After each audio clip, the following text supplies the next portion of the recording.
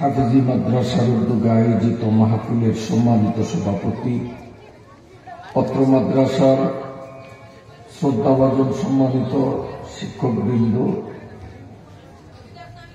উপস্থিত সম্মানিত মুরব্বীগণ, দিনী ভাইরা,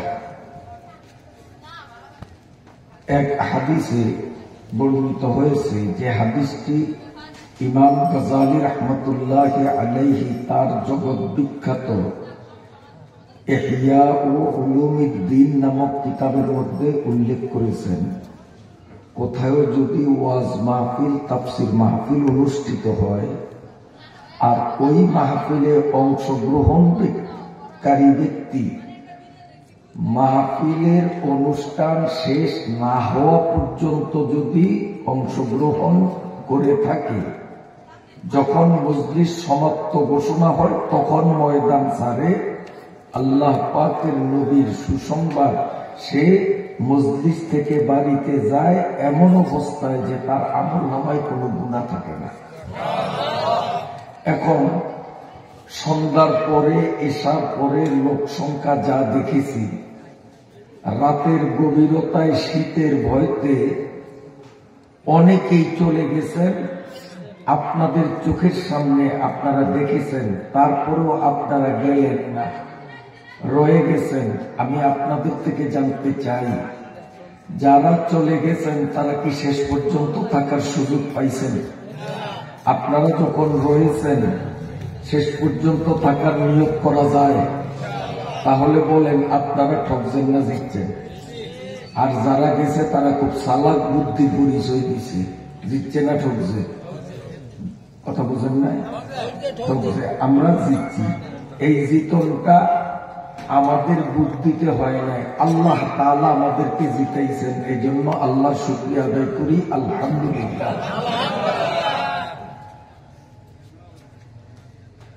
শরীয়তের একটা মাসআলা শিক্ষা করলে সাথে সাথে 1000 রাকাত নফল নামাজের সওয়াব আমলনামায় লেখা হয়। তো আমরা মাহফিলে আসছি তো সওয়াব কামাইয়ের জন্যই, কি বলেন? তো সংক্ষেপে 1 মিনিটও লাগবে না, একটা মাসআলা বলবো। আমার আমলনামায়ও 1000, আপনাদেরও প্রত্যেকের ব্যক্তিগতভাবে 1000 রাকাত করে নামাজের সওয়াব আমলনামায় জমা হবে। রাজি আছেন আপনারা? মাসলা হলো এই, আমরা যে সালাম দিই, এই সালাম 2 প্রকার। একটা হলো সামাজিক সালাম, আর একটা হলো সুন্নতি সালাম। সামাজিক সালামের দ্বারা সমাজ রক্ষা হয়, সুন্নত ভঙ্গ হয়। আর সুন্নতি সালাম দ্বারা সমাজও রক্ষা হয়, সুন্নত জিন্দা হয়। তাহলে এবার আপনারা উত্তর দেন, সামাজিক সালাম ভালো না সুন্নতি সালাম ভালো? সুন্নতি সালামে সওয়াব পাওয়া যায়, সামাজিক সালামে সওয়াব পাওয়া যায় না। এবার আরো সহজ করলাম, কোনটা ভালো? কথা বুঝে আসেনি? আমার গলাটা হঠাৎ কেন যেন বসে গেছে। আপনাদের এখানে আসার পরেও সবার সাথে কথা বলছি ভালো, এই কত না চা খাইছি কয়েক কাপ, এটা ভাগ্য মন্দ জানি না।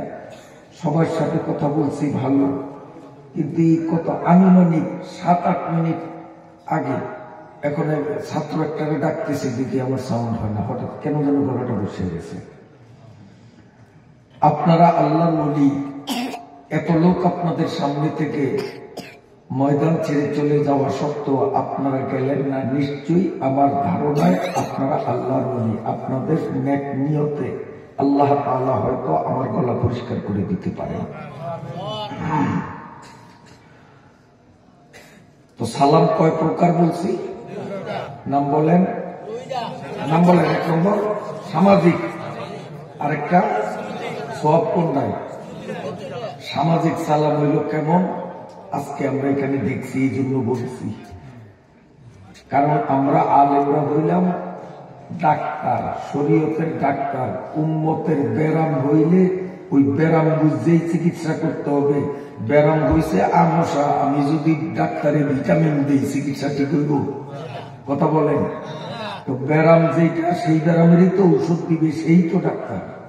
তো আজকে এখানে সামাজিক সালাম দিচ্ছি, এই জন্য সালামের মশলাটা আগে বলি। নবী আলাইহিস সালাম বলেন, আসসালাম ক্বাবলাল কালাম, সালাম হবে আগে, কথা হবে পরে। কিন্তু যদি এরকম বলি, আজকের মাহফিলের সম্মানিত সভাপতি, প্রধান অতিথি, বিশেষ অতিথি, অমুক তমুক, লম্বা চূড়া অনেকক্ষণ বললাম, বলার পরে সকলের প্রতি আমার সবিনয় সালাম, আসসালামু আলাইকুম। আপনারাই বিচার করেন, সালাম আগে হয়েছে না কথা আগে হয়েছে? নবীর কথাও মান্য হয়েছে, সমাজ রক্ষা হয়েছে। কারণ আমাদের সমাজে এই নিয়মের সালাম চলে, এই এক পয়সার ভ্যালু নেই। এই সালাম দেওয়ার চেনা দেওয়া ভালো, কারণ যেই সালাম দেওয়ার দ্বারা নবীর তরিকাকে অবজ্ঞা করা হয়, এই সালাম দেওয়ার থেকে না দেওয়াটাই অনেক ভালো ছিল। সালাম দেওয়ার সুন্নত নিয়ম হলো আগে সালাম পরে কথা। প্রথম সাক্ষাতেই আসসালামু আলাইকুম, এরপরে আজকের মাহফিলের সভাপতি অমুক তমুক যা সেটা পরে। মোবাইলে যখন কথা বলবো রিসিভ করে আসসালামু আলাইকুম কে বলছেন, কিন্তু আমরা করি কি, রিসিভ করে হ্যালো কে, ও আব্দুল করিম ভাই, এতদিন পরে আমার কথা মনে পড়ছে, ভাই কেমন আছো? তোমরা ভালো আছো? আসসালামু আলাইকুম, তুমি বাড়ি সবাই আছে ভালো? আপনারা কোন কথা আগে হয়েছে না সালাম আগে হয়েছে? এই সালামের এক পয়সাও ভ্যালু নাই, মূল্য নাই, সব নাই। তাহলে সালাম আগে দিতে হবে, কথা পরে বলতে হবে। 100 শহীদের সওয়াব আমার নামায় লেখা হবে। মানে যুদ্ধের ময়দানে গিয়ে 100 বার যদি শহীদ হইতে পারতাম, যেই পরিমাণ সওয়াব পাইতাম, এই সুন্নত তরিকায় একবার সালাম দিলেই ওই পরিমাণ সওয়াব আমি পাবো, আপনি পাবেন। সুবহানাল্লাহ। এই যে এখন আমার আওয়াজ শুনে, এই ফজিলতের কথা শুনে আপনাদের মনটা তাজা হয়েছে না? ভালো লাগছে না? বাইরে যারা আছে ময়দানের, তারাও তো মুসলমান, কোরআন হাদিসের প্রতি বিশ্বাস রয়েছে, বাড়িতে হয়তো গেছে শীতে ধরছে, এই জন্য বসতে বসতে মাজা কামড় বসি হয়ে গেছে, এই জন্য গেছে। আমি ওনাদের দোষারোপ করি না, ওনারাও হয়তো ওই দোকানে, রাস্তায়, বাড়িতে আমার আওয়াজ শুনে আপনাদের সাথে সুরে সুর মিলিয়ে তারাও হয়তো সুবহানাল্লাহ বলছে। আমার ধারণা, আপনাদের কি ধারণা? কারণ কথাগুলো আপনারা যেমন শুনছেন, ওনারা দূরত্ব থেকে শুনলেও অবশ্য শুনছেন। কাজী ফজিলতের কথা শুনে অনায়াসে আমার 100% ধারণা যে রাস্তায়, বাড়িতে যারা আছে তারাও সুবহানাল্লাহ বলছে। আপনারা কি ধারণা করেন? জন্নু বিল মুমিনিনা খায়রা, মুমিনের সাথে সুধারণা পোষণ করা, এটা শরীয়তের নির্দেশনা।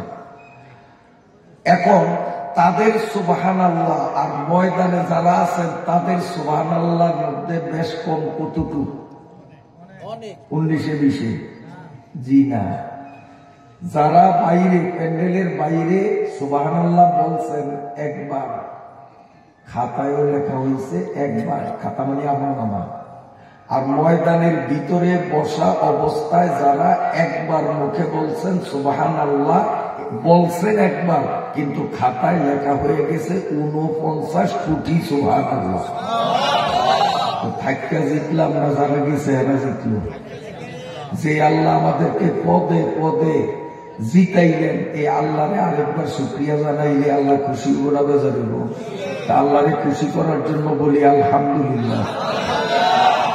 এই আলহামদুলিল্লাহ বাইরে যারা রাস্তায় অবস্থান নিয়ে বাড়িতে বসিয়ে আলহামদুলিল্লাহ বলছে, গুনাহ হবে না, একবার আলহামদুলিল্লাহ সওয়াব পাইছে। আর আমরা ময়দানে যারা আছি বলছি একবার, কিন্তু খাতায় জমা হয়েছে কয়বার? কয় না? সব আমারে দিয়ে করবেন, আমার তো গলা ভাঙা, কিছুটা আপনারাও করেন না।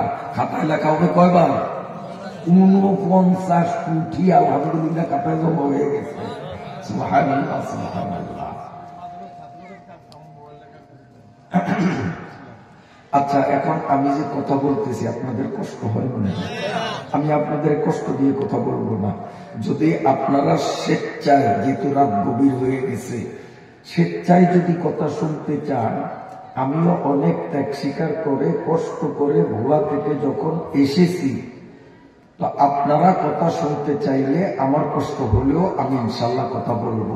কথাটি শুরু করব না মুনাজাত দিয়ে বিদায় চলবে ইনশাল্লাহ? আমার নিয়ম হলো শ্রোতা যদি ম্যাক্সিমাম 3 জন থাকে আর মানুষ নাই, খালি 3 জন। এখানে তো আলহামদুলিল্লাহ আপনারা অনেক লোক আছেন, ময়দান যা খালি ছিল ধীরে ধীরে আবার অনেকটা ভরে গেছে, খালি ওই কোনাটা দক্ষিণ পূর্ব কোনাটা ফাঁকা আর পুরাটাই আলহামদুলিল্লাহ ভরে গেছে। বলেন আলহামদুলিল্লাহ। বাকিটাও ভরবে আশা করি ইনশাআল্লাহ। ল্যাপের নিচ থেকে বাহির হয়ে আসবে মুসলমান, এটা আমার কেরামতি না, আল্লাহর কোরআন এবং রসুলের হাদিসের অ্যাকশন দেখবেন। এই কোনও আশা করি খালি থাকবে না। আমি চরপাতা মাদ্রাসায় বয়ান করেছিলাম, একবার বয়ান করেছিলাম, তাও এইরকম মজমার 12 আলি লোক নাই। এই অবস্থায় আমার স্টেজে নিচে দৌলতখান থানা চরপাতা চৌধুরী মেহরাত মাদ্রাসায় আলহামদুলিল্লাহ রাত বাড়ছে, মানুষও বাড়ছে, বয়ান চলতেছে, শ্রোতাদেরও গরিব দিকে চাওয়ার অবসর হয় নাই, আমারও না, চলছে। ভাবছি যে কত মনে হয় 11টা 11:15 বাজবে, মুনাজাতের তো প্রস্তুতি নেওয়া দরকার। গরিব দিকে ছায়া দেখি 1:35, তখন সবাই গরিব দিকে ছায়া 1:35। কিভাবে রাত পার হলো আমিও টের পাই নাই, আমার শ্রোতারাও টের পাই নাই। যখন 1:35 আমি মুনাজাত দিলাম, এত সংক্ষেপ, আমার জীবনে এত ছোট্ট মুনাজাত দেই নাই, ঘন্টায় বাজে 1:30, এতক্ষণ ঠিক পাইনি। এখন যখন ঠিক পাইছি আমি মুনাজাত বললাম, রব্বানা আতিনা ফিদ দুনিয়া হাসানা ওয়া ফিল আখিরাতি হাসানা ওয়া কিনা আযাবান নার বিরহমাতিকা ইয়া রাহমান। বিদায়, আমিও বিদায়, শ্রোতাও বিদায়।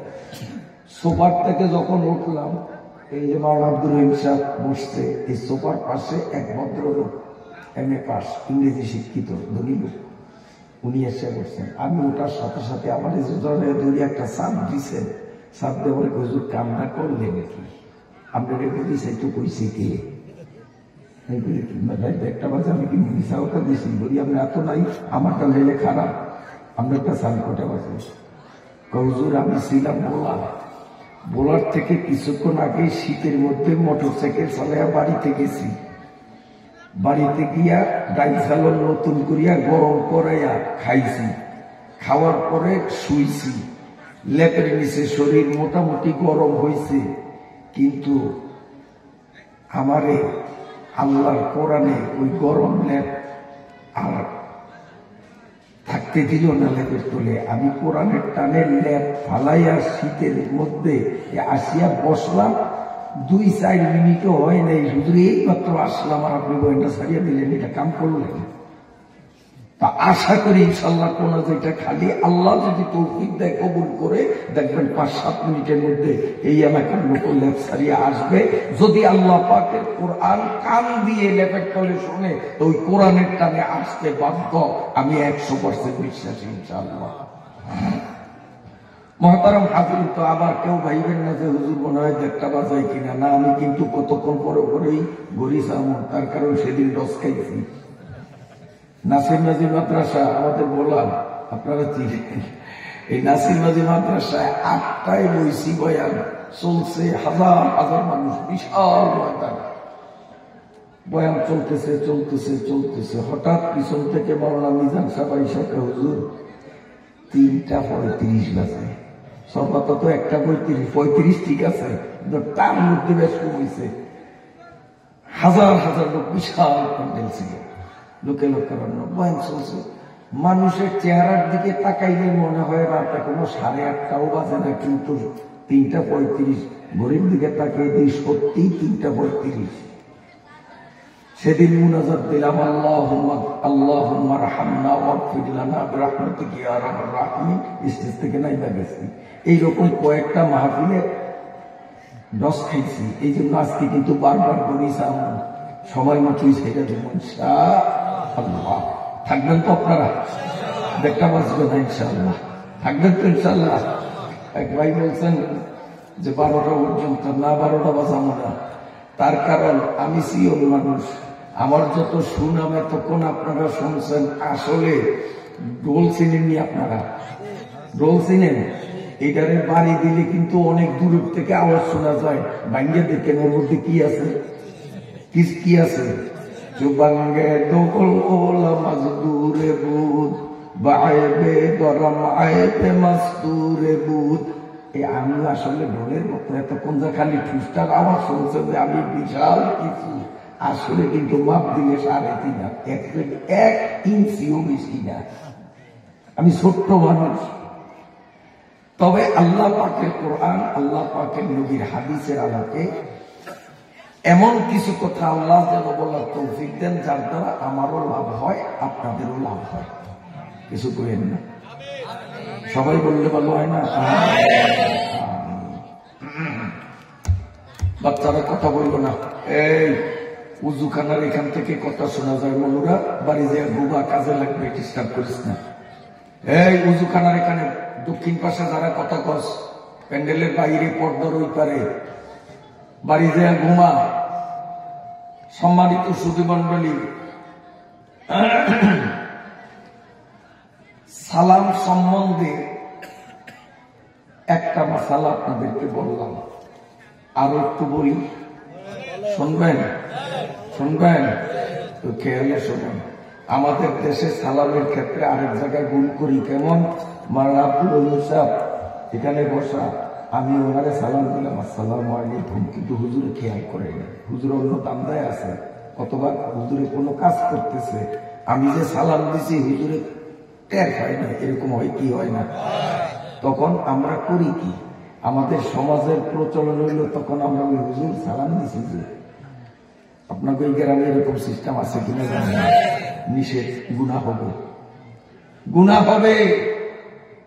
আহসানুল ফাতাওয়ার মধ্যে স্পষ্ট মাসআলা এভাবে লেখা যে আমি মাওলানা সাহেবকে সালাম দিলাম, উনি টের পায় নাই। আমি যদি বলি হুজুর সালাম দিছি যে, তো হুজুরের প্রতি উত্তরে যে আমাদের সমাজে দেখি, হুজুরে ওয়ালাইকুম আসসালাম না বলে হা হা হা ঠিক আছে ঠিক আছে কেমন আছেন, ঠিক আছে ঠিক আছে কেমন আছেন, এই সমাজ হলো এই উত্তর হলো এইটা সালাম। দুজনের গুনাহ হবে। আমিও ভুল করলাম, ইনিও ভুল করলেন। শরীয়তের নিয়ম, আমি হুজুরে সালাম দিছি আসসালামু আলাইকুম রাহমাতুল্লাহ, কিন্তু হুজুর খেয়াল করে নাই, তখন আমি এই কথা বলবো না যে হুজুর সালাম দিছি যে, মেম্বার সাহেব সালাম দিছি যে, এরকম বলবো না। বরং আমি দোসরাবার ওনাকে নতুন করে সালাম দেব, আসসালামু আলাইকুম। যদি উনি খেয়াল করেন তো ওয়ালাইকুম আসসালাম জবাব দেবে।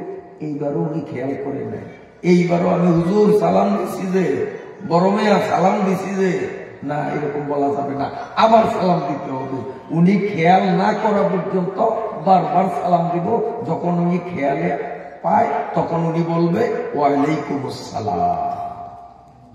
এই আরো 1000 রাকাত নামাজের সওয়াব জমা হয়ে গেছে। কারণ মাসলা একটা কইছি, আইসি সওয়াব কামাইতে, শীতের শীত মনে করি না, এত মানুষ গেছে তারপরও রইছি, কিছু কামে যাই তুইব না, কিছু কাম করিয়া যাই তুইব না। এই কাম করতে আছি, সংক্ষেপে খালি বস্তা বলতেছি, এটি পাইমু জান্নাতে যায় ইনশাআল্লাহ। বিশ্বাস হয়নি আপনাদের? আরেকটা মাসালা বলি, এই হুজুরে ওই দিক থেকে আসে, পশ্চিম দিক থেকে, আমি পূর্ব দিক থেকে যাই, ওনার মনে মনে নিয়ত আমি নবী হুজুরে সালাম দেব, আর আমি নবী হুজুরের নিয়ত যে এই এলাকার বরেণ্য আলেম মাওলানা আব্দুল রহিম সাহেব, আমি ওনাকে সালাম দিব। আমার দিলে নিয়ত আমি দিব সালাম, ওনার দিলেও নিয়ত উনি দিবে সালাম। উনি তো আমার মনের খবর জানে, আমি ওনার মনের খবর জানি। এখন দুইজন মুখামুখি হইয়া একই টাইমে 1 সেকেন্ড আগ পিছু হয় না, উনিও বলে ফেললেন আসসালামু আলাইকুম, আমিও বলে ফেললাম আসসালামু আলাইকুম। আপনাদের জীবনে এরকম ঘটনা ঘটছে কিনা জানেন? আমার ঘটছে, আমার যখন ঘটছে তা আপনাদেরও ঘটছে। খেয়াল করেন নাই, সামনে খেয়াল করলে দেখবেন যে আসলে এরকম ঘটে। দুইজনে যখন একসাথে সালাম দেয় ওই পর্যন্তই শেষ। আমাদের সমাজে এইটাও ভুল, গুনাহ হবে, সাংঘাতিক গুনাহ হবে। উভয়ের উপরে ওয়াজিব ওয়ালাইকুম আসসালাম বলা, আমি ওনাকে বলতে হবে ওয়ালাইকুম আসসালাম, উনিও আমাকে বলতে হবে ওয়ালাইকুম আসসালাম। নইলে ওয়াজিব তরকের গুনাহ হবে। আরো 1000 রাকাত নামাজের সওয়াব বলাইতাম চাই, কি কোন মাসলা কমু আর 1000 রাকাত নামাজের সওয়াব আমলনামায় লেখা হবে। তা আরো 1000 রাকাত কামাইতে রাজি আছেন? তাই এবার বলতেছি শোনেন, আমাকে বলাই কিন্তু মাঝে মধ্যে আমরা যারা বসবাস করি হাসি দিই, আপনাকে লাল মুনিয়ারা দেয় কিনা জানি না, সবাই দেন? তাহলে তালে মিলে ঠিক আছে, কথা কখন যায় ইনশাআল্লাহ। হাসি বোঝেন তো? এরকম কি কোন আপনারা হাসি, শুদ্ধ ভাষা হলো হাসি, কিন্তু গ্যারামের একটা হাসি, যাই অসুবিধা নেই। হাসি দিলে শরীয়তের নিয়ম হলো কি বলা বলেন? আলহামদুলিল্লাহ। এই আলহামদুলিল্লাহ যে শুনবে সে কি বলতে হবে? এটা মাসালা আমাদের জানা আছে, কিন্তু শরীয়তে এটার প্রচলন নাই। হাসি যে দেয় সে আলহামদুলিল্লাহ কয় না, যদিও কয় যারা শুনে তারা ইয়ারহামুকাল্লাহ কয় না। আমার নিজের চৌকে যা দেখছি তা বলতেছি না, বলি কইছি। নিয়ম হলো কি বলা বলেন? যে শুনবে সে কি বলবে? এরপরে আরো আছে বসে কোন তো জাকার না যাক এত কিন্তু লাগবে, নইলে গুনাহ হবে। এরপর এগুলো বোনাস অতিরিক্ত, কিন্তু এতটুকু আলহামদুলিল্লাহ ইয়ারহামুকাল্লাহ এই পর্যন্ত লাগবেই, নইলে গুনাহ হবে। আচ্ছা, আমি আপনাদেরকে জিজ্ঞাসা করি, আমাদের বলায় আমরা দেখি মানুষ যখন কোনো সুসংবাদ পায় তখন বলে আলহামদুলিল্লাহ, আর যখন কোনো দুঃসংবাদ পায় তখন বলে ইন্নালিল্লাহ। যেমন বইয়ে রয়েছ, মোবাইল নাই লগে, না মোবাইল তো চার্জে বয়ে থুইছি বাড়ি, কি হয়েছে? তোরে অনেকক্ষণ মোবাইল করিয়া পায় নাই, রিসিভ হয় না, এই জন্য আমার কাছে তবু বাড়ির থেকে কলাইছে, আল্লাহ রহমতে তো বলা হয়েছে। 5 ভাইয়ের বাপ এখন ফোলা কইছে, আব্দুর রহিম সাহেব কয় মোবাইল বাড়ির থুইছ, খবর আছে? হে আমার কাছে খবর দিয়েছে, এই মাত্র তোর বলা হয়েছে, চান্দের মতো হুট ফুটে। তখন কি করবি? না হ্যাঁ লাহার কি করব? এই আপনাদের লালমারি কি করে? কেন? এটা সুসংবাদ। সুসংবাদ শুনলে কি বলতে হয় বলে? আলহামদুলিল্লাহ। আর যদি কয় ওটা এমন বইয়া রয়েছ, চার দল গল্প করস, ভিডিও চাস, টিভি চাস, খবর আছে বাড়ি, কি হয়েছে কি হয়েছে? এই মাত্র তো মারা গেছে, এই 5 মিনিট হয়েছে, তখন কি বলবে? আলহামদুলিল্লাহ। কারণ এটা সুখবর না দুঃখের খবর? সুখবরে কি বলে, আর দুঃখের খবরে। এটাই তো ইসলামের নীতি। 1400 বছর আগে আমার নবী শিখিয়ে গেছেন, ঠিক না? এখন লন্ডনের একজন খ্রিস্টান ডাক্তার, খুব জাগ্রওয়ালা, উঁচু মানের ডাক্তার, বড় ডাক্তার, বিজ্ঞ ডাক্তার, এই ডাক্তার চিন্তা করল যে আমি কোরআন এবং হাদিস নিয়ে যতটা গবেষণা করছি, উনি খ্রিস্টান কিন্তু আমাদের কোরআন নিয়ে হাদিস নিয়ে যথেষ্ট গবেষণা করছেন, এরকম বর্তমানেও বহু আছে। আমাদের দৌলতখান থানা সরপতা ইউনিয়নে বিভূতি ডাক্তার মহিলা গেছে, ওর নাই। অনেক আয়াতের অর্থ আমার বুঝে না আসলে, আমি তখন সরপতা মাদ্রাসায় শিক্ষকতা করতাম, সিনিয়র শিক্ষক ছিলাম।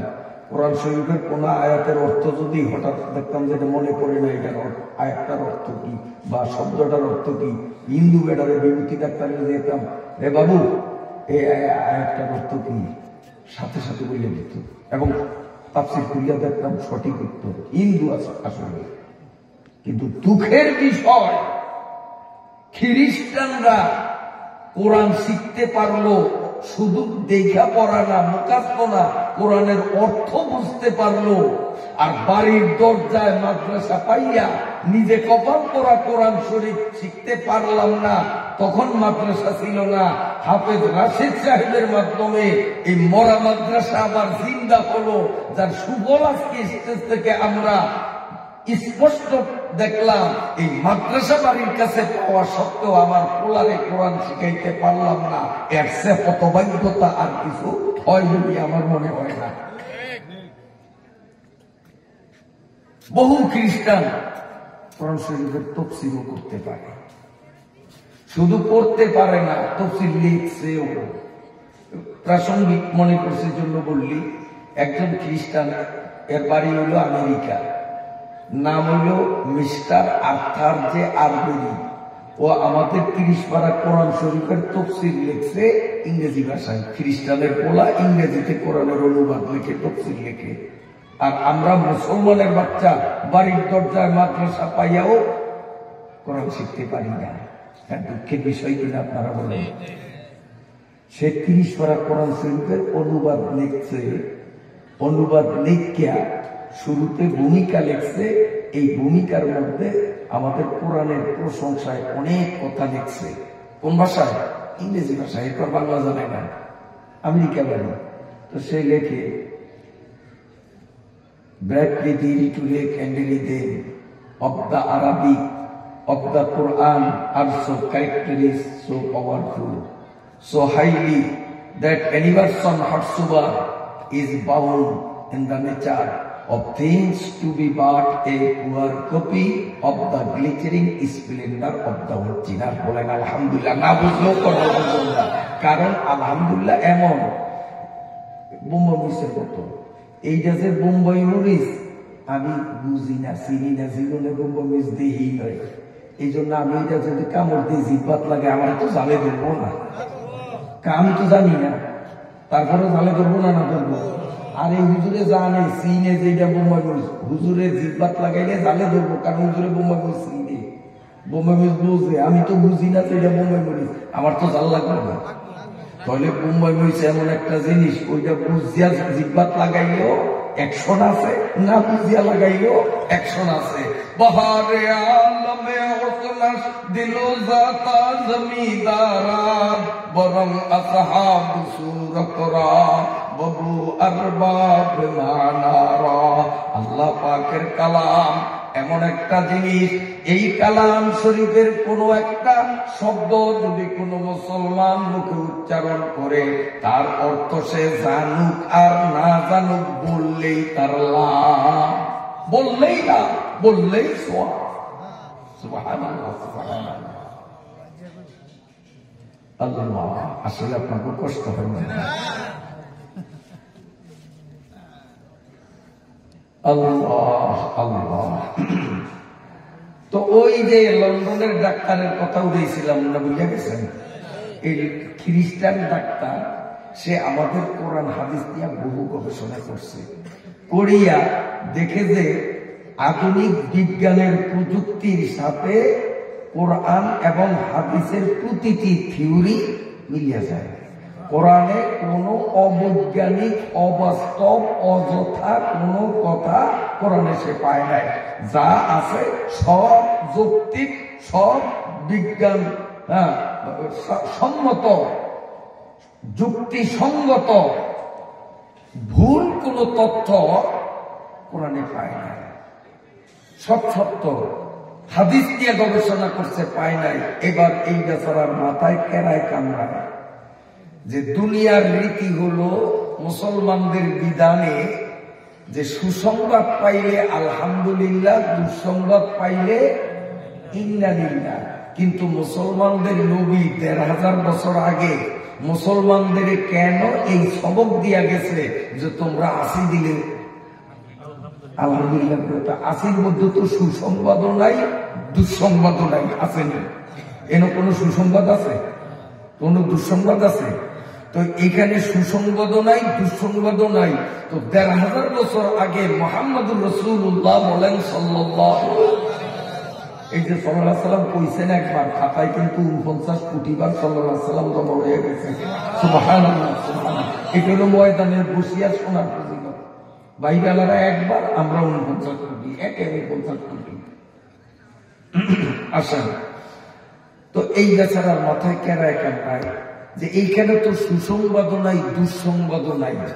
আর মুসলমানদের নবী তো এমন নবী যিনি মায়ের পেট থেকে জন্ম নেয়ার পর থেকে মৃত্যু পর্যন্ত জীবনে তার মুখে কোনোদিন মিথ্যা কথা হয় না। জীবনে মিথ্যা কথা হয় না। মিথ্যা কথা আমার নবী জীবনে বলছে, এমন প্রমাণ দুনিয়ার কেউ দেখাইতে পারবে না। আমরা ইচ্ছায় অনিচ্ছায় অনেক সময় স্যাংরামি চলেও মিথ্যা কথা করিস, কই না? কিন্তু আমার নবীও স্যাংরামি করছে, কারণ নবীও তো রক্ত মাংসের মানুষ, কিন্তু স্যাংরামি করছে তাও মিথ্যা কথা বলে নাই। কেমনে? এক বুড়ি লাঠি ভর্তি আগে, কালা বিশ্রী, মুখে নাই দাঁত একটা, এই বুড়ি লাঠি ভর্তি দিয়া গুজা দিয়া আয়া কয়, নবী আমি বুড়া মানুষ, নেকামল করার শক্তি আমার নাই, গায়ে বল নাই, আপনি একটু দোয়া করেন, আমার ছোট্ট কিছু আমল শিখিয়ে দেন, যে আমলটা করলে আমি সহজে জান্নাতে যাইতে পারি। জান্নাতের পাগল বুড়ি, জান্নাতের পাগল। তো নবী আলাইহিস সালাম মুস্কি হাসি দিয়ে কয়, এই বুড়ি তোমার কি জানা আছে জান্নাতে কোনো বুড়া বুড়ির জায়গা হবে না? আল্লাহর জান্নাতে কোনো বুড়া বুড়ি ঢুকতে, বুড়ি এমনি বের বেড়ে সেখানে দুই চোখের পানি গান ভিজিয়া বুক ভিজা যাইতেছে। নবীকে কান্দুস্কা, এই বুড়ি ব্যাখ্যান কান্দুস্কা, কে মাত্র না আপনি কইছেন যে কোনো বুড়া আর বুড়ি জান্নাতে যাইতে পারবে না, তো আমার তো আল্লাহ যৌবন কালে কেন মৃত্যু দিল না? এই বুড়ি হয়ে গেছি, আমার কপালে তো জান্নাত নাই, আমি জাহান্নামের আগুন কেমনে সহ্য করব? আমি জাহান্নামের ভয়তে কাঁদতেছি। আল্লাহ নবী বললেন, আরে নবী আমি একটু স্যাংরামি করলাম, তাও স্যাংরামি করতে গিয়ে মিশা কথা কই নাই, সত্য কথাই হয়েছি। তার কারণ মানুষগুলো যে বয়সে মারা যায় হাসরের মাঠে, সেই বয়সে উঠবে। আমি যেই বয়সের এখন যদি মারা যাই, এখন আমাকে যেরকম দেখেন হুবহু এই বয়সই হয়ে উঠবো। এই যে ছোট্ট পোলাটা, ও যদি আল্লাহ না করে এখন মারা যায় হাসরের মাঠে, ও এই 8-10 বছরের পোলা এই বয়সের হয়ে উঠবে। যে যেই বয়সে মারা যায় হাসরের মাঠে, সে সেই বয়সের ব্যক্তি হয়েই উঠবে। তো বুড়ি তো বুড়ি হয়েই উঠবে, বুড়িয়া হইয়া উঠবে। তো নবী বললেন, ও বুড়া বুড়ি, আল্লাহ জান্নাতের মধ্যে যেই নাজ নেয়ামত আনন্দ ফুর্তি রাখছে, বুড়িয়া আর বুড়ি জান্নাতে গিয়া কেমনে আনন্দ করবে, এই জন্য আল্লাহ জান্নাতের গেইটে একটা কম্পিউটার ফিট করবে। যখন এই বুড়িয়া আর বুড়ি নেকামলের কারণে জান্নাতের সার্টিফিকেট নিয়ে জান্নাতের দিকে যাবে, ওই গেইটের নিচে গেলেই কম্পিউটার থেকে ওই বুড়িয়া আর বুড়ির উপরে ফোকাস করবে, জোয়ানের উপরে পড়বে, যুবকের উপরে পড়বে, যুবতীর মানে যারাই টিকিট পায় ওই ঢুকার সময় ওখান থেকে একটা আলো গায়ে পড়বে, আর আলোটা গায়ে পড়ার সাথে সাথে 125 বছরের বুড়িয়া আর 125 বছরের বুড়িয়া থাকবে না, 1 সেকেন্ডের মধ্যে 33 বছরের যুবক হয়ে যাবে। যদি 250 বছরের বুড়িও ওইখান দিয়ে যায় আর তার গায়ে ফোকাস করে, তো 250 বছরের বুড়ি আর 250 বছরের বুড়ি থাকবে না, সেও 33 বছরের যুবতী হয়ে যাবে। ওই ছোট্ট পোলাটা 15 বছর বয়স, ওইটাও 15 বছরের শিশু থাকবে না, ওইটাও 33 বছরের যুবক হয়ে যাবে। সবাই সমান। দলিল আল্লাহর কোরআন, রুবান আতরামা। তো নবী সাইনরামি করছে কি মিছা কথা কইছে? বুড়া বুড়ির জান্নাতে জায়গা আসেনি। আল্লাহ বুড়া বুড়িরে জোয়ান যুবতী বানাইয়া তারপরে বেঁচতে দিবে। তা আমার নবী সাইনরামি করলেও সত্য কথাই বলতো। একদিন এক ফকিরা বেটা হিসাবে, নবী আমি বড় সমস্যা আছে, আমার আল্লাহ একটা উট দান করেন। এই মরুভূমির মধ্যে আমার বাড়ি অনেক দূরে, কেমনে যাবো, গরম সহ্য হয় না, উট দান করেন, উটের ভিড়ে চলিয়া বাড়িতে যাবো। হুজুরে কে আমার সাহাবীরা, তোরা কই রে? এই বেটা কি কয়, শুনছস? একটা উটের বাচ্চা দিয়ে দেও রে। হুজুর আল্লাহর দোয়াই মাহফুজ চাই, একেবারে আমার উটের বাচ্চা দেওয়া না। একেবারে এই মাত্র আমার কাছে উট ভিক্ষা চাইবে, আর এখন আবার নাকচ প্রত্যাখ্যান করস? হুজুর এমনি বালা বুড়া মানুষ আটতে পারি না, যেই গরম, আর আপনি কইছেন একটা উটের বাচ্চা দিত, এই উটের বাচ্চা তো আমি কান্দোলওয়ালা বসে পড়বে, এমনি আটতে পারি না। এই মরুভূমির বিশাল প্রচন্ড উত্তাপময় বালুর ভিতর দিয়া আবার এই ঝামেলাকে কান্দর হয়, দরকার নাই হুজুর। হুজুর আরে বেটা আমার কথাই তো বুঝলি না, আমি কি মিছা কথা কইছি? আমি কি এত বেয়াক্কে যে তুই আমার কাছে উঠ চাইছস? তোর কেমন উঠ, কোন বয়সে উঠ দিত এটাকে আমি বুঝি না? আমি বিশ্ব নবী, সারা পৃথিবীর বড় বিজ্ঞানী, বড় জ্ঞানী, আমি বুঝি না। আমি কি তোর লেদাটা দিতে কইছি? আমি কইছি যে লেদা চাও দে, আমি কইছি একটা চাও দে। এখন বয়স্ক বুড়া জুয়ান উঠ, এটা আর একটা চাও না, কথা কর। বুড়া যেটা আমার না বুড়ো হয়ে গেছে, কিন্তু একটা এটা তো নাইছে না। তো হুজুরকে আমি কইছি যে একটা উডের বাচ্চা দিত, উডের লেদা বাচ্চা দিতে তোর কই যায়, উডের এমন বাচ্চা দিতে কইছি যে এই বাচ্চা ফিরে চলে তুই বাড়ি যেতে পারবি। তা আমার নবী সংগ্রামী করছে, সংগ্রামীর মধ্যেও মিথ্যা পাওয়া যায় না, সেখানেও সত্য। তো ওই ডাক্তার চিন্তা করে সেই নবী জীবনে মিথ্যা কথা বলে নাই, এই নবী কেন হাসি দেওয়ার পরে আলহামদুলিল্লাহ সবক দিল, আমার তো খটকা লাগে। এখানে সুসংবাদও নাই যে আলহামদুলিল্লাহ বলবে, দুঃসংবাদও নাই যে ইন্নালিল্লাহ বলবে। নিশ্চয়ই এখানে কোনো সুসংবাদ আছে, গবেষণা করলে পাওয়া যাবে। কারণ মুহাম্মদুর রাসূলুল্লাহর কথায় কোনো ভুল ত্রুটি হয় না। মুহাম্মদ সাল্লাল্লাহু আলাইহি সাল্লামের কাছে যে আল্লাহর কোরআনের বার্তা পাঠান, সেই আল্লাহর কথায় কোনো ভুল ত্রুটি থাকে না। অমুসলিম তারা গবেষণা করিয়া দেখল যে সব সত্য, তারপরও মানে না। সমাজের সাথে গোরামি, হ্যাঁ মানুষে কি করব, এই সমস্ত কারণে মানে না। কিন্তু কোরআন যে সত্য, ইসলাম যে সত্য, আপনি ব্যক্তিগতভাবে হিন্দুদের সাথে প্রাইভেট আলোচনা করেন, 100% স্বীকার হবে। পরে যদি বলেন তাহলে একটু কল্পনা করে দেন, ভাই পারি না, সমাজের সাথে লাস্টে মনে চায় কলেমা করিয়া মুসলমান হই, সমাজে তো মুখ দেখা মুখ নেই। তো ওই ডাক্তারও কয় নিশ্চয়ই এখানে সুসংবাদ আছে। এখন কি সুসংবাদ? এবার বৈজ্ঞানিক প্রযুক্তির ভিত্তিতে কম্পিউটার পদ্ধতিতে মানুষের হাসির উপর গবেষণা চালাইয়া, দীর্ঘদিন পর্যন্ত গবেষণা চালাইয়া ডাক্তার অবাক হয়ে গেছে, অবাক হয়ে গেছে। ডাক্তার তার স্ত্রীকে ডাইকে আনলো, এই দেখো এই যে কম্পিউটারটি আমি গবেষণা করছি হাসির উপর, রেজাল্ট কি আসে দেখো। বউরে দেখাইছি, তারপরে বউ দেখে অবাক, পোলা আসি মা আর বাবা কি দেখে অবাক হয়। আমি একটু যাই, সেইটাও ইঞ্জিনিয়ার, সেইটাও বিজ্ঞানী, পোলাও বিজ্ঞানী। ওই পোলারে যখন বাবা বলছে এই প্রসেসে হাসি নিয়ে গবেষণা কর, দেখি কম্পিউটারে কি দিক নির্দেশনা দেয়। তো পোলাও তো সেই বিশ্ববিখ্যাত বিজ্ঞানী, সেও বৈজ্ঞানিক প্রক্রিয়ায় কম্পিউটার যখন টিপা শুরু করছে, রেজাল্ট একই। কি যে মানুষ যখন একবার হাসি দেয় তখন তার শরীরের থেকে 3000 রোগ জীবাণু বাহির হয়ে যায়। কয়টা? আরে কয়টা? 3000 রোগ জীবাণু। ফিস দেওয়া লাগছে কত টাকা ডাক্তারের।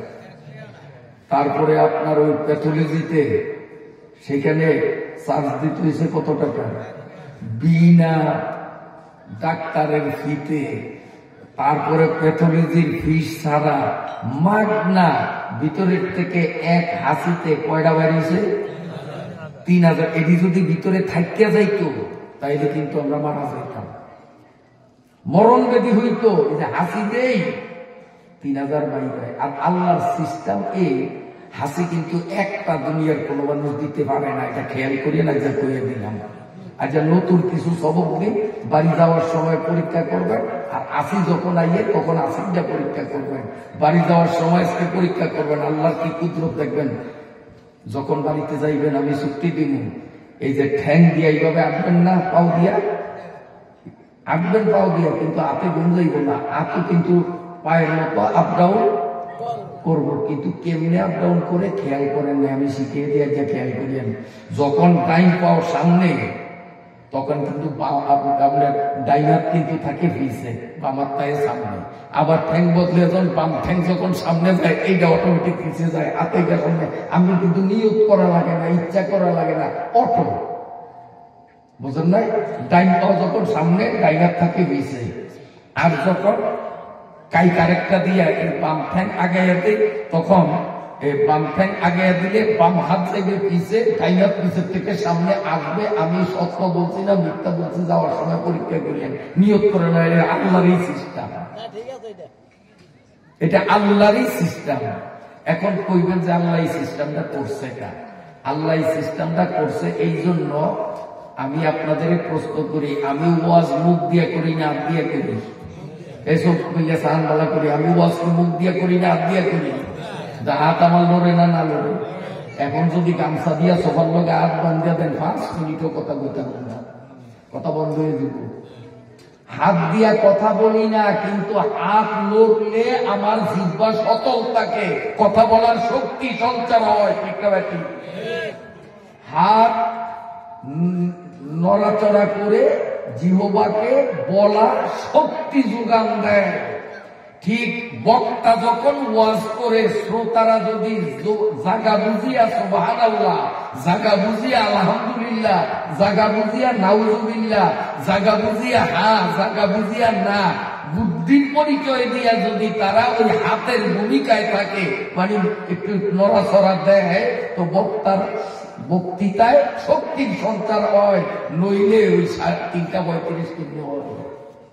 তার বাস্তব প্রমাণ তৈরি, কারণ শ্রোতারা সায় দিছে, আমার সাহস হয়েছে, কথা বলছি, গরিব দিকে চাওয়ার খেয়াল খাইয়ে করি। বিরক্ত হয়েছেন আপনারা? এখন আল্লাহর সিস্টেম হাসি জীবনে উক্কা দিয়া থামিয়া থাকতে পারবে। আপনি নিয়োগ করবেন উক্কা দেওয়ার আর 3 না, দেখবেন যে পিছর তো ঠেকবে, আর নিয়োগ টিয়োগ খুলেইব না। হাসি কিন্তু জোরাও হয়। এই যে শিখিয়ে দিলাম, সামনে খেয়াল করিয়ে হাসি একটু আইলে পিছিয়ে যে আরেকটা রেডি হয়, বেশি দেরি হয় না। এক জোড়া ছাড়া হাসি দিতে পারবেন না, চাপতে থাকবেন, ওটা আপনার ঠেলিয়ে বেরোবে। তার কারণ ভিতরে আমার 6000 রোগ জীবাণু তৈরি হয়েছে। আমি ডাক্তারের কাছেও যাই নাই, পরীক্ষাও করি নাই, প্যাথোলজিতে যাই নাই, কিন্তু অলরেডি আমার ভিতরে 20 রোগ জীবাণু, মানে 20। তাও একটা আর 2টা না, কয়টা? 6000 জমিয়া গেছে। এই 6000 যদি আমি বাহির না করি তাহলে আমি মারা যাব। আর আল্লাহর ইচ্ছা আমার বন্দারে এত সকালে কবরে নিব না, আরো আমার নেয়ামত দুনিয়াতে ভোগ করাইব। আর বন্দা তো জানে না যে ওর ভিতরে বিষ ঢুকছে, জানলে তো ডাক্তারের কাছে দৌড়াইতো, শুধু উপর টাকা লইয়া জমিন দিচ্ছে হইলেও ডাক্তারের কাছে যাইতো, কি করো। কিন্তু বন্দা তো জানে না ওর মধ্যে যে বিষ জম হইয়া গেছে, এই জন্য ডাক্তারের কাছে যায় না। ও তো মরবো, আর আমার ইচ্ছা হইল ওরে আরো বাঁচে রাখবো। এই জন্য আল্লাহ এক জোড়া হাসি আমাকে ভিতরে তৈরি করিয়া দেয়। একটা হাসির লোকে 3000, তো 2 হাসিতে কয় হাজার? এখন 2 হাসিতে 6000 রোগ জীবাণু, 6000টা বিষ আমার শরীর থেকে ফ্রি আউট হইল, মাগনা আউট হইল। কোন পরীক্ষা নিরীক্ষার চার্জ দেওয়া লাগলো না, ডাক্তারের ফি দেওয়া লাগলো না, গাড়ি ভাড়া দেওয়া লাগলো না, টেনশন করা লাগলো না। এত সহজ প্রক্রিয়ায় 6000 জীবাণু আল্লাহ তাআলা আমার শরীর থেকে বাইর করতেন। এটা সুসংবাদ কিনা? এটা সুসংবাদ কিনা? সাথে সাথে ডাক্তারের বউ বলে, স্বামী আর কাল বিলম্ব নয়। 1500 বছর আগে যখন বিজ্ঞান মানুষ জানত না, তখনকার দিনে ছিল সাহিত্য চর্চা, বিজ্ঞানের চর্চা তখন ছিল না।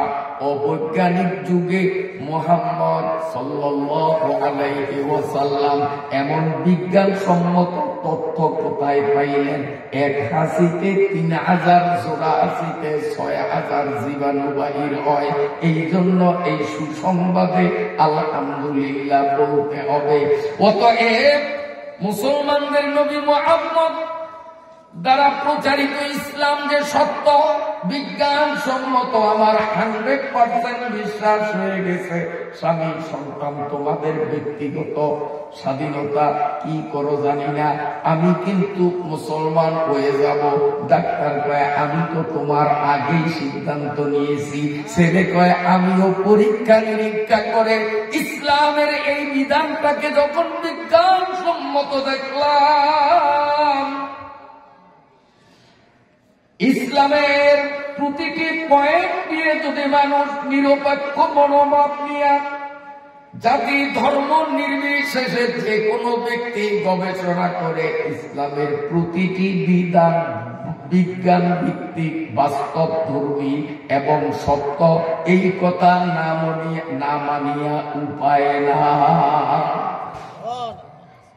এই জন্য আরেকজন বিজ্ঞানী নাম হইল মিস্টার উইলিয়াম উইয়ট, খ্রিস্টান, কপালে হেদায়েত নাই, কি কলেমা পড়ে নাই, কিন্তু না পড়লেও সত্য কথা কইছে। কি কইছে কইতাম না,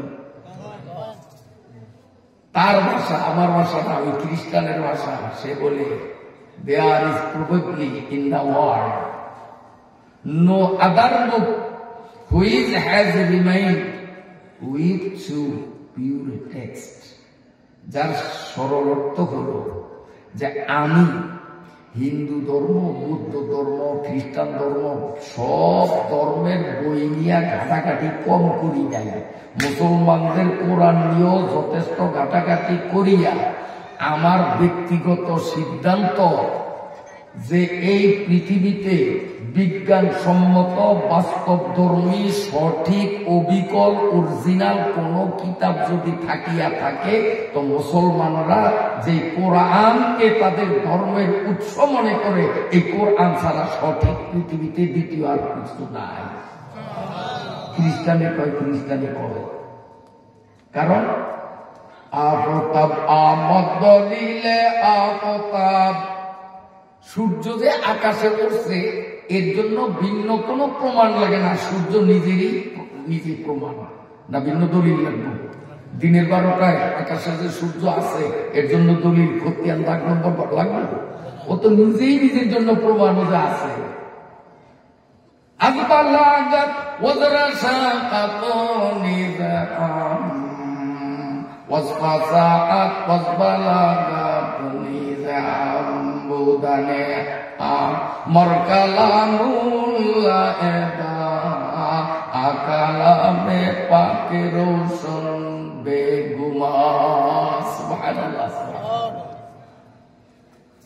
আমার ভাইরা বাবাজিরা, আজকে আমি উলার ক্লাসে সবক পড়াইছি, হাদিসের নির্ভরযোগ্য কিতাব মিশকাত শরীফ প্রথম খণ্ড আমি সবক আজকে সকালে পড়াইলাম 10:15টার সময়। ওইখানে লম্বা একটা হাদিস, ওই হাদিসের একটা অংশ বলি। আল্লাহর রাসূল সাল্লাল্লাহু আলাইহি ওয়াসাল্লাম বলেন, যেই মুসলমান ঘরে ঢোকার সময় মুখে উচ্চারণ করবে আসসালামু আলাইকুম, আল্লাহর নবী বলেন আসসালামু আলাইকুম বলিয়া যেই নারী পুরুষ জুয়ান বৃদ্ধ সালাম দিয়া করে ঢুকিবে, আমি নবী ঘোষণা দিলাম হাসরের ময়দান থেকে ওই লোকটাকে বিনা হিসাবে জান্নাতে নেওয়ার দায়িত্ব আল্লাহর হাতে। আল্লাহ তারে জান্নাতে না নিয়া হাসরে বিচার শুরু করবে না। দেখলেন সালাম কত দামি জিনিস। আছে আমাদের সমাজে বলি নাই? নাই। কেন নাই? কারণ বর্তমান জমানায় ওয়াজ, তাফসীর, লিফলেটে, পোস্টারে যাই লিখুক, এই ধরনের আমাদের দৈনন্দিন জীবনের ভুলগুলো ধরিয়ে দেওয়া হয় না। শরীয়তের হাজারো মাসলা মাসাইলে আমরা ভুল পথে চলতেছি, এগুলো ধরিয়ে দেওয়া হয় না। বক্তারও নিয়ত সুন্দর হাসি কান্না বিজড়িত একটা কিস্সা যদি শুনাইতে পারি, তা আগামী বছর দাওয়াত পাওয়ার আশা। আর শ্রোতারাও বাড়ির থেকে নিয়ত করে আসে, হুজুরে যদি আসাইতে পারে, কান্দাইতে পারে, তো রাইট আছে। আর আমরা আছি হুজুরে ছাড়বো না, নিয়ত বক্তারও ভালো না, শ্রোতারও ভালো না, দেখে দেয় থাকবে করতে।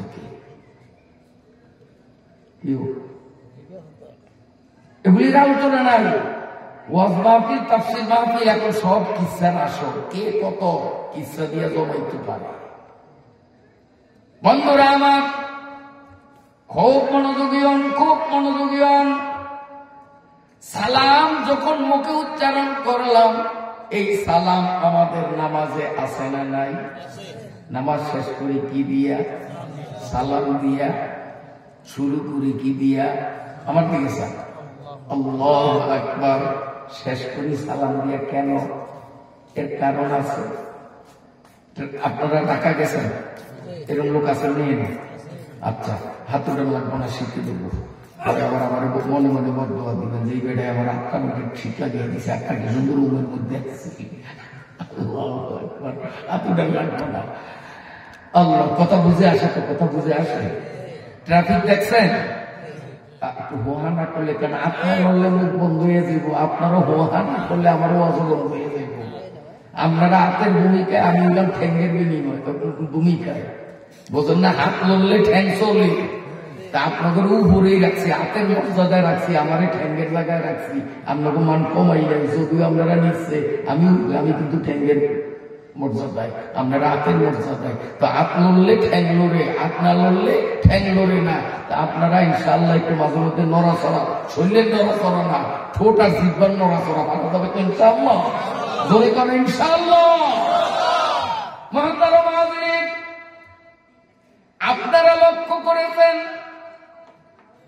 3 রাস্তা বা 4 রাস্তার মোড়ে ট্রাফিক থাকে, সাদা পোশাকধারী। এই আমার দিকে তাকান, এই ট্রাফিক পুলিশ এই এখন কি অবস্থা? এই রাস্তা আর এই রাস্তার গাড়ি চলাচল করতে পারবে। এই রাস্তায় ডক্টর ইউনূস সাহেব তার বাপের গাড়িও যদি আসে, ডোনাল্ড ট্রাম্পের গাড়িও যদি আসে, ওই ছোট্ট কর্মচারী ট্রাফিক পুলিশ ওই আট জায়গায় ওই ট্রাম্পের গাড়িও ব্রেক করা থাকবে, নইলে মামলা হবে। ডক্টর ইউনূস তো আলাদা কথা, ওই ডোনাল্ড ট্রাম্প আমেরিকার প্রেসিডেন্ট, যদি সে মনে করে যে আমি আমেরিকার প্রেসিডেন্ট, আমি ট্রাফিকের সিগন্যাল মানব না, সাথে সাথে তার বিরুদ্ধে মামলা হবে, আদালতে তার বিচার হবে। ট্রাফিক হাত উঠাইয়া বুঝাইতে চায় গাড়ি, এখন তোর চাকায় ব্রেক মার, 1 ইঞ্চি চলতে পারবে না, এই দিকের গাড়ি তোরাও ব্রেক মার, এখন এই রোডের গাড়ি চলবে। ঠিক আছে নি? আমরা যখন নামাজে দাঁড়াই, সবাই যেন এক একজন ট্রাফিক পুলিশ হইয়া হাত জাগাই কান পর্যন্ত দুনিয়াকে বলি, ও দুনিয়া, আমি একজন ট্রাফিক পুলিশ, আমি সিগন্যাল দিলাম হাত উঁচু করিয়া, আমি এখন মেরাজের সফরে যাব। নামাজ হলো মেরাজ, আমি মেরাজের সফরে যাব। এই অবস্থায় এরে দুনিয়া, তোর গাড়ি আমার কলবে আর চলবে না, ব্রেক মার। আমি আমার গতিতে মেরাজে সফর করব, ইনি এনার গতিতে, ইনি এনার গতিতে, কিন্তু আমার ইঞ্জিন দুর্বল, এনারটা মাঝারি, এনারটা শক্তিশালী ইঞ্জিন। এখন চলার পথে আমি ফুল স্পিডে চালাইলেও আমি অনেক পিছনে পড়ে থাকবো, ইনি মাঝখানে থাকবেন, এনার গাড়ি অনেক আগে যাবে কিনা, কি বলেন? তাহলে আমরা যখন ট্রাফিক হইয়া দুনিয়ার গাড়িকে ব্রেক মারিয়া মেরাজের পথে যখন আমার এই 3.5 বডির গাড়িটারে চালাইয়া দিলাম, এখানে চরমোনাইর পিসাব, উজানের পিসাব, সরসিনার পিসাব, কাকরাইলের মুরব্বী, এদের ইঞ্জিনের শক্তি বেশি। আমার মতো নবী করি, আমার ইঞ্জিন হইল ভাঙ্গা চূড়া, দুর্বল। অতএব ওনার গাড়ি আর আমার গাড়ি এক সমানে চলবে না। আমরা মেরাজের সফরে সব যেন ইতস্তত বিক্ষিপ্ত হয়ে আছি, যদিও বাহ্যিক ভাবে এক কাতারে সারিবদ্ধ, কিন্তু আধ্যাত্মিক ভাবে কেউ 1000 মাইল আগে, কেউ 1000 মাইল পিছনে। নামাজের শেষ যখন হয়, এতক্ষণ আমরা বিক্ষিপ্ত ভাবে বিভিন্ন জন বিভিন্ন জায়গায় ছিলাম। এবার যখন আমরা নতুন করে পারস্পরিক সাক্ষাতে আসলাম, ইসলামের বিধান হলো 2 মুসলমানের মাঝে যখনই নতুন সাক্ষাৎ ঘটবে, তখনই সালাম বিনিময় হবে। এই জন্য নামাজের শেষে আসসালামু আলাইকুম, মানে ওনার লগে আমার এই নতুন সাক্ষাৎ। এতক্ষণ মেরাজের সফরে উড়েছিল এক জায়গায়, আমি ছিলাম আরেক জায়গায়, এখন আবার দুনিয়ার জগতে আসতেছি, নামাজ সারিয়া মেরাজের সফর সারিয়া ওনার সাথে দেখা হইলো, আসসালামু আলাইকুম। এদিকে আবার যেই মুসল্লি আছে, ফেরেশতা আছে, আসসালামু আলাইকুম। কথা বুঝাইতে পারছি? এই যে সালাম ভালো করিয়া শুনেন, সালামের মাসলা বলবো। মাসালায় 1000 রাকাত নামাজের সওয়াব আমাদের আমল নামায় জমা হতে থাকবে। সুবহানাল্লাহ বলবো। এই নামাজের সালাম আমার দিকে দেখেন, আপনি 1 রাকাত পান নাই, আজকের মাগরিবের নামাজ বুঝিয়া গেলেন, কথা কয় রাকাত? 1 রাকাত। উদাহরণস্বরূপ পান নাই, পাইছেন ইমামের সাথে 2 রাকাত, ইমামে সালাম ফিরানোর পরে 1 রাকাত পড়ন লাগবে। এখন ইমাম সালাম ফিরেই গিয়ে আপনি কি করবেন? আপনি সালাম ফিরাবেন না, আপনি সালাম ফিরাবেন না। ইমাম যখন সালাম ফিরিয়ে দিবে আপনি আল্লাহু আকবার বলে দেবেন। ঠিক আছে? এই মাসলা আপনাকে জানা আছে, সামনে খুব জানা নেই। সেটা হলো এই যে আমার 1 রাকাত যে বড় লাগবো এই কথা মনে নেই, ভুলে গেছি। ভুলিয়া যাওয়ার কারণে ইমাম মুসল্লি সবার সাথে আমিও আসসালামু আলাইকুম রাহমাতুল্লাহ, আসসালামু আলাইকুম রাহমাতুল্লাহ সালাম ফিরিয়ে বলতেছি। এখন আমি কি করবো? অনেকেই জানি না। জি না, শরীয়তের মাসালা বিবেক করিয়া বলা যাবে না, আন্দাজে বলা যাবে না, দলিল ভিত্তিক বলতে হবে। মাসালা জানেন, বহু মুসল্লির এখানে গন্ডগোল হয়, মাসালা জানে না। ভালো করিয়া শুনেন, ভুলে যদি সালাম ফিরাইয়া দেয়, 2 দিক সালাম ফিরাইয়া দিল, যদি সাথে সাথে স্মরণ হয় হায় হায় আমি কি করলাম, আমার তো 1 রাকাত 2 রাকাত 3 রাকাত এখনো রয়ে গেছে, মনে পড়ে গেছে, সালাম ফিরালে পরে মনে পড়িয়া গেছে, তো সাথে সাথে আল্লাহু আকবার বলিয়া দাঁড়িয়ে যাবে, নামাজ সম্পন্ন করবে। শেষ বৈঠকে আত্তাহিয়াতুটারে আব্দুর রাসূল পর্যন্ত পড়িয়া ডান দিকে একবার সালাম ফিরাইয়া 2 সেজদা দিবে, দিয়া আবার বসবে, আবার আত্তাহিয়াতু দুরূদ শরীফ দোয়া মাসুরা পড়িয়া 2 দিকে নামাজ সালাম ফিরাইবে, নামাজ তার হয়ে যাবে। মাসলা বুঝাইতে পারছি? কিন্তু এরপরও ফেস আছে, গন্ডক এটি চৌকে দেখি, এই জন্য বলি।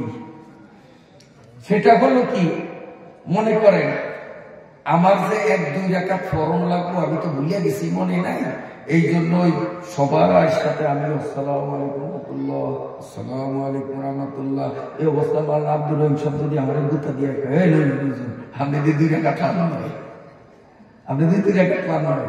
এখন আমি কি করবো? সমাজে আমি নিজের চোখে যা দেখছি, ভুল করতেছে মুসলমান, নামাজগুলো বরবাদ করতেছে, নামাজ পড়িয়াও বেনমাজি, কারণ তার নামাজ শুদ্ধ হয় না। মাওলানা আব্দুর রহিম যদি আমারে স্মরণ করাইয়া দেয়, হুজুর আপনার তো নামাজ 1-2 রাকাত রইয়া গেল, উনি সাউন্ড দেওয়ার সাথে সাথে যদি আল্লাহু আকবার বলিয়া আমি দাঁড়াইয়া যাই, আমার নামাজ বাতিল হইয়া যাবে, নতুন করিয়া নামাজ পড়া লাগবে। আব্দুর রহিম সাহেব উদাহরণস্বরূপ বললাম, আমারে যখন গুতা দিয়ে স্মরণ করাইয়া দিল, হুজুর আপনার তো 1-2-3 রাকাত রয়ে গেল, উনি স্মরণ করাইয়া দিলে ওনার গুতায় আমি উঠব না, বরং বসিয়া বসিয়া একটু সময় মনের যেটা আব্দুর রহিম সাহেব কইছে সত্য না মিথ্যা, আসলে কি আমার আজকে আমার রাকাত রয়ে গেছে, মনে করো হুজুরে মিথ্যা কথা কয় না, তুমি বুঝিয়া যাইতা কিন্তু হুজুরের হিসাব ঠিক আছে, 2 টাকা পাও নয়, আমার মনে করব। এরপরে আমি আল্লাহু আকবার বলিয়া দাঁড়াইব, দাঁড়াইয়া আমার রয়ে যাওয়া রাকাতগুলো পড়িয়া শেষ বৈঠকে আগের মতো ওই সালাম একদিকে ফিরাইয়া 2টা সেজদা দিয়া এরপরে আমি নামাজ সমাপ্ত করব, আল্লাহর ফজলে আমার নামাজ সহি হয়ে যাবে। কিন্তু